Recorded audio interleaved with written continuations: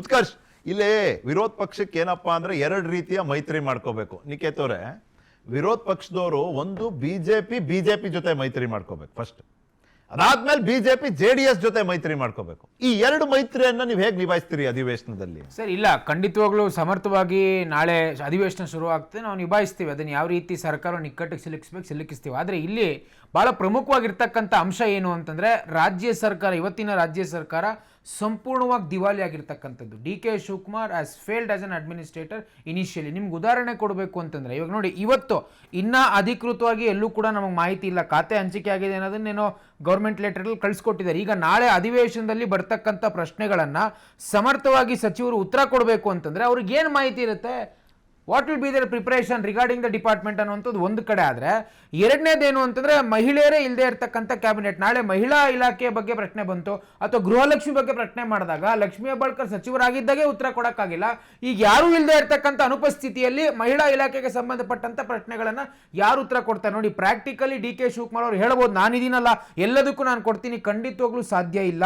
We want to ನಮಗೆ practical ಆಗಿ realistic ಆಗಿರ್ತಕ್ಕಂಥ ಉತ್ತರಗಳು ಬೇಕು. ಅಂದ್ರೆ ಸುಮ್ಮನೆ ಇವರು ಏನೋ ಹೇಳಿದಾಗೆ ನಾನು ಉತ್ತರ ಕೊಡ್ತೀನಿ ಅಂತ ಹೇಳಲಿಕ್ಕೆ ಸಾಧ್ಯ ಆಗೋದಿಲ್ಲ. ಈಗ ಬಹಳ ಸ್ಪಷ್ಟವಾಗಿ ಹೇಳ್ತಾ ಇದ್ದಾರೆ, ಒಪ್ಪಿಗೆ ಇಲ್ಲ. ಒಬ್ರು ಎಲ್ಲರೂ ಉತ್ತರ ಕೊಟ್ರೆ ನಿಮಗೆ ಆಗೋದಿಲ್ಲ.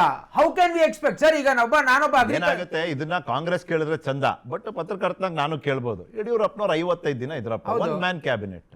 ಅಲ್ಲ, ನಾವು ಅಧಿವೇಶನ ಸಂದರ್ಭದಲ್ಲಿ ಎಲ್ರಿಗೂ ಕೊಟ್ಟು ಇಷ್ಟರ ಮಟ್ಟಿಗೆ ದಿವಾಲಿ ಎದ್ದು ಇಷ್ಟರ ಮಟ್ಟಿಗೆ ಗೊಂದಲಗಳು ಎಲ್ಲೂ ಕೂಡ ಇರಲಿಲ್ಲ. ನೋಡಿ, ನಿಮಗೆ ಮುಖ್ಯಮಂತ್ರಿಗಳು ಡಿ.ಕೆ. ಶಿವಕುಮಾರ್ ಅವ್ರನ್ನ ಮಾಡಿದ್ಮೇಲೆ 2 ತಿಂಗಳಾದ್ಮೇಲೆ ಸಚಿವರನ್ನ ಮಾಡ್ತೀರಿ. ಸಚಿವರನ್ನ ಮಾಡಿದ್ಮೇಲೆ 10 ದಿವಸ ತಗೊಳ್ತೀರಿ ಖಾತೆ ಕೊಡಕ್ಕೆ. ಆಮೇಲೆ ಏನೋ ಖಾತೆಗಳಲ್ಲಿ ಬಹಳಷ್ಟು ಬದಲಾವಣೆ ಇದೆ ಅಂದ್ರೆ ಏನೂ ಇಲ್ಲ, ಎಲ್ಲೋ ಒಂದಷ್ಟು ಅಲ್ಪ ಸ್ವಲ್ಪ ಬದಲಾವಣೆಗಳನ್ನು ಬಿಟ್ಟರೆ ಯಾವ ಬದಲಾವಣೆಗಳು ಕೂಡ ಇಲ್ಲ. ಹಾಗಾಗಿ ಒಂದು ಸ್ಪಷ್ಟವಾಗಿ ಹೇಳಬೇಕು ಅಂತಂದ್ರೆ, ಭ್ರಷ್ಟಾಚಾರಿಗಳ ಕೊಂಪೆ ಆಗಿರ್ತಕ್ಕಂಥದ್ದು ಬಹಳ ಸ್ಪಷ್ಟವಾಗಿ ಹೇಳ್ಬೋದು. ಈ ನಾಗೇಂದ್ರ ಅವರಿಗೆ ಇವತ್ತಿಗೂ ಕೇಳ್ತಾ ಇದೀವಿ, ಜನಸಾಮಾನ್ಯರಿಗೆ ಕೇಳ್ತಾರೆ, ಯಾವ ಮುಖ ಇಟ್ಕೊಂಡು ಅವ್ರನ್ನ ಸಚಿವರು ಮಾಡಿದ್ರಿ? ನಾಳೆ ಅದೇ ಇಲಾಖೆಗೆ ಸಂಬಂಧಪಟ್ಟಂತ ಪ್ರಶ್ನೆಗಳು ಬಂದಾಗ ಯಾವ ರೀತಿ ಸರ್ಕಾರ ಉತ್ತರ ಕೊಡುತ್ತೆ? ಮಹಿಳಾ ಇಲಾಖೆಗೆ ಸಂಬಂಧಪಟ್ಟಂತ 5,000 ಕೋಟಿ ಎಲ್ಲೋಗಿದೆ ಅಂತ ನಾವು ಪ್ರಶ್ನೆ ಮಾಡಿದ್ರೆ ಯಾರು ಉತ್ತರ ಕೊಡ್ತಾರೆ? Who will be answerable in the session? ಯಾರು ಉತ್ತರ ಕೊಡ್ತಾರೆ? ಸಚಿವರೇ ಇಲ್ಲ. ಒಬ್ಬರೊಬ್ರು ಮಹಿಳೆ ಸಿಗದೆ ಇರ್ತಕ್ಕಂಥದ್ದು ಅತ್ಯಂತ ದುರ್ದೈವದ ಸಂಗತಿ. ಬಹಳ ಸ್ಪಷ್ಟವಾಗಿ ಹೇಳ್ತೀನಿ, ರಾಜ್ಯ ರಾಜಕೀಯದ ಇತಿಹಾಸದಲ್ಲಿ ಯಾವತ್ತಿಗೂ ಈ ರೀತಿಯ ಘಟನೆ ಆಗಿಲ್ಲ. ಆಗ್ಲೇ ಪಕ್ಷದ ನಾಯಕರು, ವಿರೋಧ ಪಕ್ಷದ ನಾಯಕರು ಅಶೋಕ್ ಅವರು ಕೂಡ ಬಹಳ ಸ್ಪಷ್ಟ ಹೇಳಿದ್ದಾರೆ, ನಾಗೇಂದ್ರ ಅವ್ರ ಸಂಪುಟದಲ್ಲಿ ಇದ್ರೆ ಅಧಿವೇಶನ ನಡೆಯಕ್ಕೆ ಬಿಡೋದಿಲ್ಲ ಅಂತ. ಹಾಗಾಗಿ ನಾವು ಅಲ್ಲ, ಬಟ್ ನಾಳೆ ಸಂತಾಪ ಸೂಚನೆ ಅವ್ರು ಹೇಳಿದಾಗೆ ಸಭಾಪತಿ ಸ್ವಾಗತ ಅದೆಲ್ಲ ಆಗೋಗುತ್ತೆ. ಬಟ್ ಅದಾದ್ಮೇಲಿಂದ ಇದನ್ನ ನಾವು ಈ ಸತಿ ಅಧಿವೇಶನ ನಡೆಯೋದಿಲ್ಲ. ನಾನು ಬಹಳ ಸ್ಪಷ್ಟಪಡಿಸ್ತಾ ಇದ್ದೀನಿ, ನಾಗೇಂದ್ರ ಅವ್ರು ರಿಸೈನ್ ಮಾಡೋವರೆಗೂ ನಾವು ಅಧಿವೇಶನ ನಡೆಸಕ್ಕೆ ಬಿಡೋದಿಲ್ಲ. This is very clear. I am very clear on this point. This is our party stand.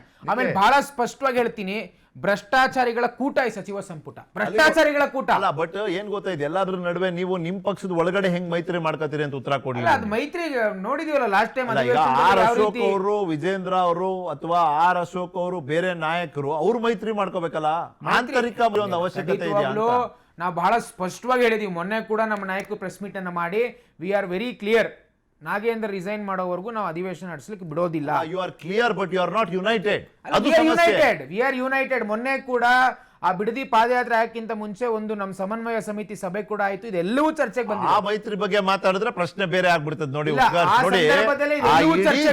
ಅಲ್ಲ ಕೇಳಿ, ಜೆಡಿಎಸ್ ಅವರ ಒಂದು ಪಾದಯಾತ್ರೆ ಏನಿತ್ತು, ಸಾರಿ ಇದು ಮೈತ್ರಿ ಪಾದಯಾತ್ರೆ ಅಲ್ಲ, ಜೆಡಿಎಸ್ ಅವರ ಪಾದಯಾತ್ರೆ ಏನಿತ್ತು ಅದರಲ್ಲಿ ಟೋಕನ್ ಪ್ರೆಸೆನ್ಸ್ ಅಂತಾರಲ್ಲ, ಅಶೋಕ್ ವಿರೋಧ ಪಕ್ಷದ ನಾಯಕರು ಕೂಡ ಹೋಗಿ ಅದ್ರಲ್ಲಿ ಪಾರ್ಟಿಸಿಪೇಟ್ ಮಾಡಿ ಅನೇಕ ಜನ ಕಾರ್ಯಕರ್ತರು ಪ್ರೆಸೆನ್ಸ್ ಅಂತಾರಲ್ಲ, ಅದನ್ನೇ ಹೇಳೋದು. ಕಾರ್ಯಕರ್ತರು ಇಲ್ಲಿ ಪಕ್ಷಗಳ ನಡುವಿನ ಮೈತ್ರಿ ಅದು ಬೇರೆ ಪ್ರಶ್ನೆ, ಪಕ್ಷದ ಒಳಗಿನ ಮೈತ್ರಿ ನಡಿಬೇಕು ಅಂತ. ಪಕ್ಷದ ಒಳಗಿನ ಮೈತ್ರಿ ಸದೃಢವಾಗಿದೆ. ನಾಳೆ ನೀವು ನೋಡ್ತೀರಿ ಅಧಿವೇಶನದಲ್ಲಿ ಒಂದಾಗಿ ನೀವು ಹೋರಾಟ ಮಾಡ್ತೀರಿ.